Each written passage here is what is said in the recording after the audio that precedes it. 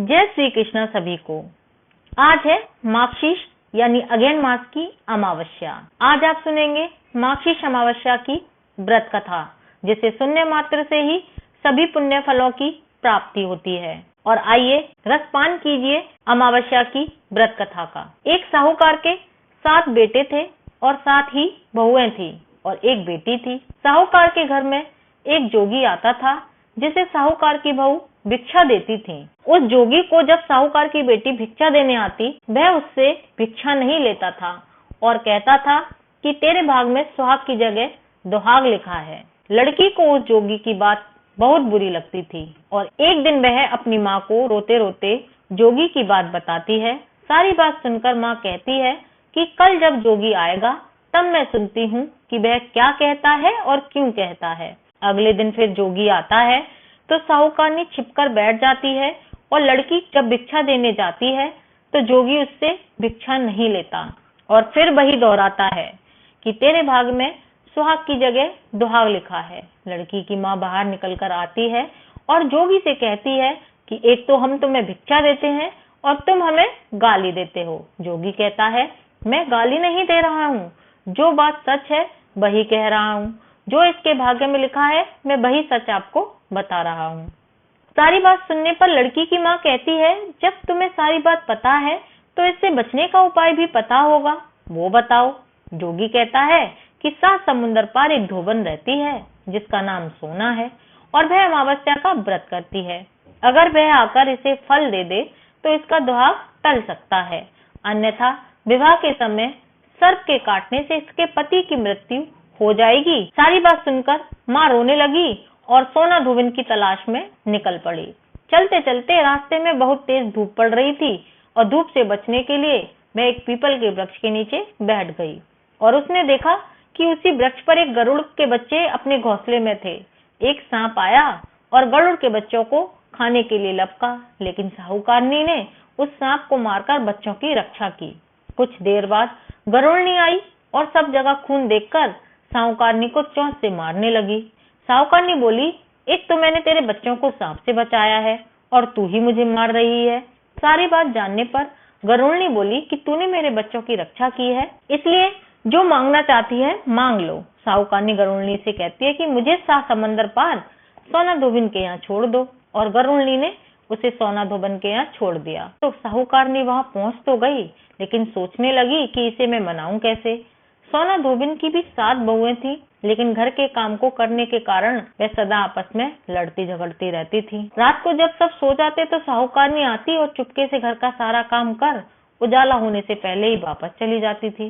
अब सारी बहुएं आपस में सोचने लगी कि कौन सी बहू है जो सारा काम कर देती है, लेकिन एक दूसरे को पूछने की हिम्मत किसी की भी नहीं होती थी। काम करने की बात जब सोना धोबिन ने भी देखी कि आजकल बहुएं लड़ती भी नहीं है और घर का सारा काम भी हो जाता है, सोना धोबिन ने सारी बहुओं को बुलाया और पूछा कि आजकल तुम लड़ती भी नहीं हो और घर का सारा काम कौन करता है।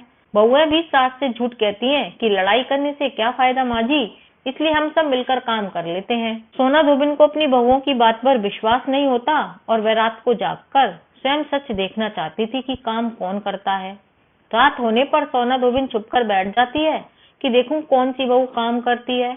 रात हुई तो वह देखती है कि एक औरत चुपके से उसके घर में घुस रही है और वह देखती है कि उसने घर का सारा काम कर दिया, अब घर से जाने की तैयारी में है।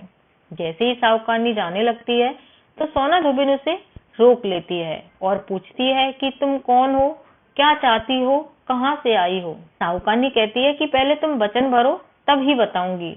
वह वचन भरती है। तब साहूकारनी कहती है कि मेरे बेटी के भाग्य में दुहाग लिखा है, लेकिन तुम अमावस्या करती हो तो मेरे साथ चलकर अपना फल उसे दे दो, जिससे उसका सुहाग उसे मिल जाएगा। सोना धोबिन वचन से बंधी थी तो वह साहूकारनी के साथ चलने को तैयार हो जाती है।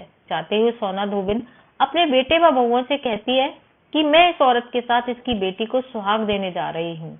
अगर मेरे पीछे से तुम्हारे पिताजी मर जाएं तो उन्हें तेल के कूपे में डालकर रखना। धोबिन साहूकारनी के घर पहुंच जाती है। साहूकारनी अपनी बेटी का विवाह करती है तो फेरों के समय सोना धोबिन कच्चा करवा, दूध तथा तार लेकर बैठ जाती है। कुछ समय बाद सांप वहां आता है और दूल्हे को डसने लगा तो सोना धोबिन ने करवा आगे कर तार से सांप को बांध दिया और सांप मर गया। अब सोना धोबिन ने लड़के को सुहाग दिया और कहा कि जितनी अमावस्याएं मैंने की हैं उन सभी का फल साहूकार की लड़की को मिलेगा। अब इससे आगे जो अमावस्याएं मैं करूंगी उनका फल मेरे पति और बेटों को मिलेगा। तभी सभी लोग अमावस्या की जय जयकार करने लगे। सोना धोबिन अब अपने घर जाने के लिए तैयार हुई तो साहूकारनी ने कहा कि तुमने मेरे जमाई को जीवन दान दिया है, इसलिए तुम जो चाहो मांग लो। सोना धोबिन बोली, मुझे कुछ नहीं चाहिए, और वह वहां से चली गई। रास्ते में चलते हुए फिर से अमावस्या आ गई और उसने पीपल के पेड़ के नीचे बैठकर कहानी कही, व्रत किया और पीपल के पेड़ की 108 बार परिक्रमा की। पीपल के पेड़ की पूजा करने के बाद वह घर जाती है तो देखती है कि उसका पति मरा पड़ा है। अब रास्ते में जो उसने अमावस्या की थी उसका फल उसने अपने पति को दे दिया, जिसके प्रभाव से वह पुनः जीवित हो गया। सब कहने लगी कि तूने ऐसा क्या किया है जिससे तेरा पति जिंदा हो गया। वह कहती है कि मैंने तो ऐसा कुछ भी नहीं किया, बस रास्ते में अमावस्या आ गई थी जिसका मैंने व्रत किया, कहानी कही और पीपल के वृक्ष की 108 परिक्रमा की।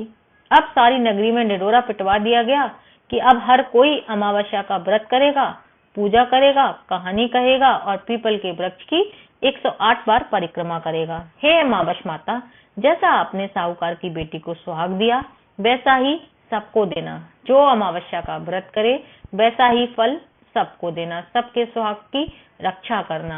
ये थी आज की कहानी। मैं उम्मीद करती हूँ आपको कहानी पसंद आई होगी। पसंद आई हो तो एक लाइक जरूर करना, अपने फ्रेंड्स और फैमिली मेंबर्स के साथ शेयर भी करना और अपने इस चैनल को सब्सक्राइब भी करना। मिलती हूँ फिर एक नई कहानी के साथ, तब तक के लिए जय श्री कृष्ण।